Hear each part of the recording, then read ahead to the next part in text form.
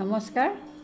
আজি মই পাভ মাছ আৰু জিকা দিয়া টেঙা আঞ্জা এখন বনালোঁ আৰু তাৰ কাৰণে মই ল'লোঁ কেইটামান মাছ বাছি ধুই ল'লোঁ, এটা আলু কাটি ল'লোঁ, 3টা জিকা, এটা পিঁয়াজ, 2টা জলকীয়া, এখিলা তেজপাত আৰু কেইটামান মেথি গুটি, লগতে ল'লোঁ মই কেইটামান বিলাহী।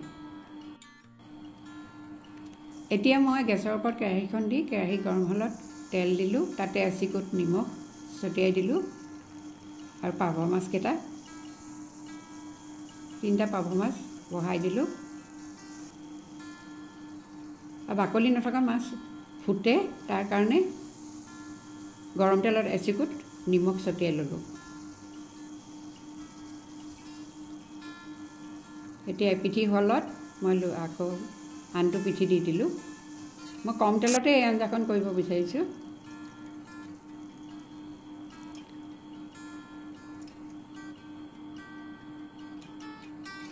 সেই তেলতে মই আৰু অকণমান তেল দি এতিয়া মেথি গুটিকেইটা দি দিছোঁ। মেথি গুটিকেইটা ফুটিলত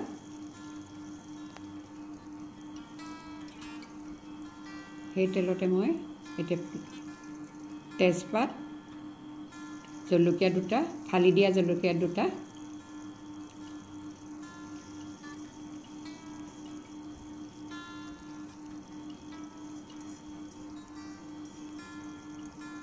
আৰু পিঁয়াজ দি দিলোঁ।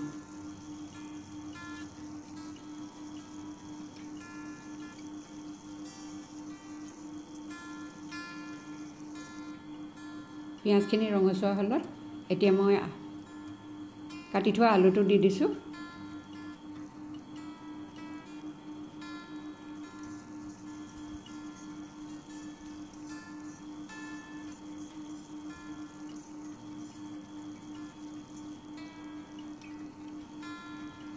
লগতে নিমখ আন্দাজমতে, আঞ্জাখনৰ আন্দাজমতে মই নিমখ দি দিছোঁ, হালধিও দি দিলোঁ লগতে। আলুখিনি অকণমান লৰাই তেল, হালধি, নিমখ ভালদৰে লাগিলত এতিয়া মই জিকাখিনি দি দিলোঁ।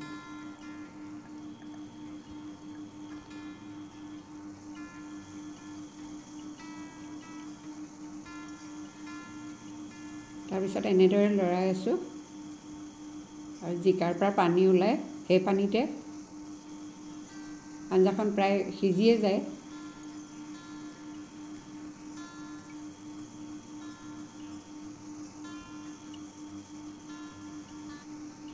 এতিয়া ঢাকনখন লগাই দিলোঁ। কিছু সময় পিছত ঢাকনখন খুলি দেখিছোঁ জিকাৰ পানী ওলাইছে।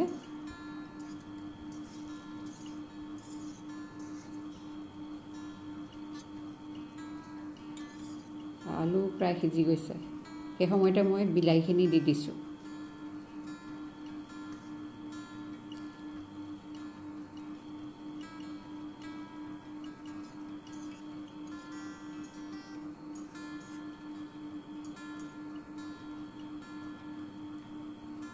অলপ সময় এনেদৰে ভজাৰ পিছত বিলাহী, জিকাৰ পানী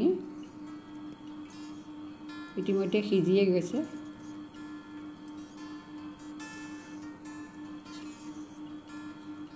এইখিনি সময়তে মই উতলাই থোৱা গৰম পানী আঞ্জাখনত দি দিছোঁ।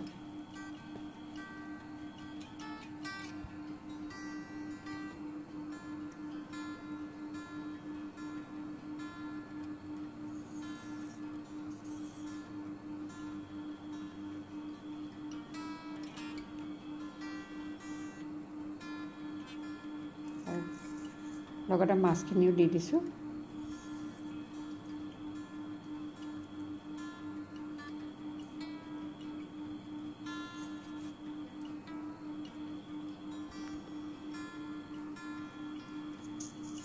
বিলাহীত যিহেতু ইমান টেঙা নহয়, গতিকে মই নেমু দুচকল এনেদৰে কাটি তাৰ পৰা ৰস উলিয়াই লৈছোঁ।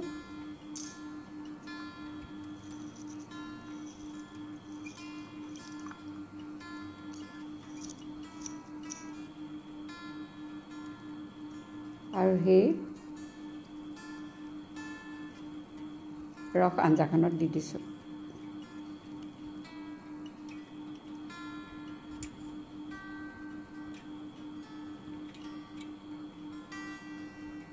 ইতিমধ্যে আঞ্জা প্ৰায় হৈয়ে গৈছে।